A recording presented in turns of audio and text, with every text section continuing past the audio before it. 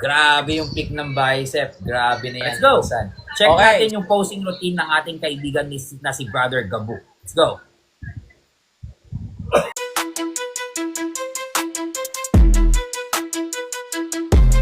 Okay. So, check natin yung physique ni Brother Gabu. Grabe. Okay. Solid. Solid yung physique. So, let's see. Again, tulungan nyo ako mga idol. Tulungan nyo ako. Mag-comment kayo kung ano yung kailangan niyang i-improve. Kung ano yung sa tingin nyo masasabi nyo sa physique niya. Para from that way, tutulungan tayo. Gusto ko kasi sa fitness tulong-tulong eh. Okay, let's see. Check natin yung physique ni Brother Gabu. 46K. Oh, grabe. Mas konti na lang. Maabutan na ako nito. Okay, sige. Atras ka ng konti, bro. Grabe na yan, insan. Ang ganda ng dibdib. Full na full. Side ka nga, brother. Side. Piga triceps. Baba ng body fats na. Ganda ng shoulder. Serration. Very good. Ganda ng triceps. Talikod ka nga, bro. Kita nyo yung serratos niya. Okay, let's see. Check your back. Flat spread ka nga, bro. Lalim ng lower back, oh. Boom. Kita nyo yung lower back niya kung gaano kalalim. Nagngaw-ngaw si Insan. Grabe. Detail ng rear delts niya. Double bicep ka nga, bro.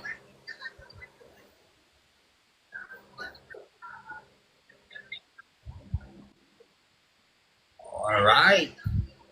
Grabe, detailed. So, yung mid ng back niya okay naman. Okay. Patingin ng traps mo. Patingin ng traps. Let me see your traps. Labas yung ugat niya.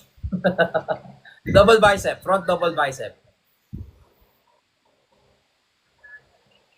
Grabe yung pick ng bicep. Grabe na yan, Insan. Okay, so anong masasabi niyo sa physique ni Brother Gabu? Solid. Solid. Ganda. Ngaw-ngaw. Solid. Halimaw. Pangit naman yung halimaw. Okay, bato-bato. Aesthetic. Solid. Okay. Well, actually, nakita ko naman talaga na well-developed na yung katawan mo. Maganda. You have the size. Mababa yung body fats mo. So, kamusta ba, bro? Ilang years ka na nag-gym?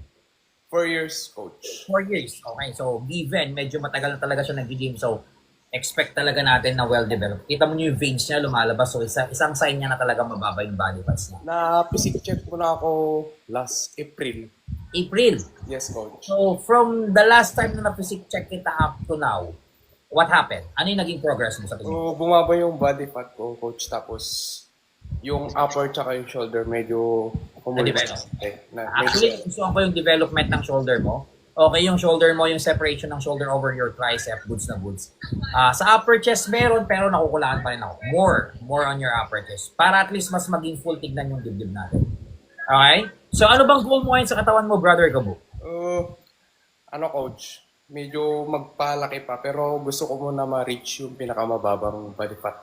Kasi, sasala ako, coach. Kailan ka lalaro? Sa Atlin, 5 weeks out na lang. 5 weeks out. So, may coach ka, pretty sure. Yes, may coach po. Ayun. So, kung may mga coaches kayo, ang pinaka-advice ko lang dyan, syempre kailangan sundan mo kung ano yung protocol ng coach mo. Make sure na yung communication nyo, you and your coach dapat clear dapat yan. Okay? Pag may nararamdaman ka, pag feeling mo there's something wrong with the protocol, sabihin mo agad sa coach mo para at least alam ko yung ginagawa. But definitely, 5 weeks out, marami pang mangyayari. Mas mababasag ka pa. As I could see, mababa body fats mo, labas yung serratos mo, yung serration ng shoulders mo, naandon. Ano bang lalaroan mo, brother? Atlin, coach. Anong category? Juniors tsaka novice. Physique? Men's Yes, physique? coach. Men's So physique. siguro pakitaan mo na lang kami ng solid na routine mo para at least kahit pa paano ma-check natin kung paano yung routine. Kasi isa rin yan sa mga ino-consider ng mga judges ha. Even maganda yung katawan mo dapat. Maganda yung katawan mo, maganda rin yung posing routine mo. Okay, so let's go. Check natin yung posing routine ng ating kaibigan na si Brother Gabu. Let's go.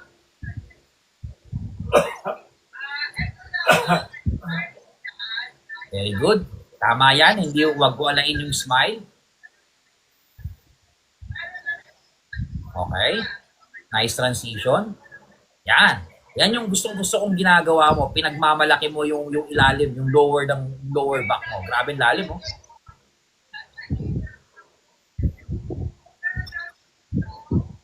Grabe na yan.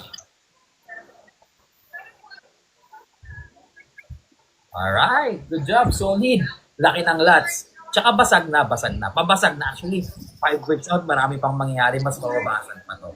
Okay, so anyways, with your physique, brother, definitely I don't have any questions.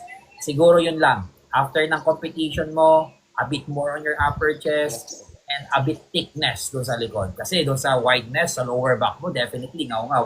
Basta ipagmalaki nyo kung ano yung pinakamagandang part ng katawan mo. Ayan lang. And then, when it comes to compete, first time mo ba mag-compete? First time, coach. Pero after ng din siguro, coach, try ko sumali ng classic.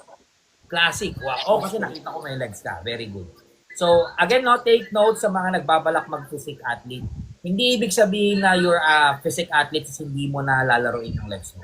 Kailangan, laruin nyo pa rin yung legs ninyo kasi that's the foundation and that's really important.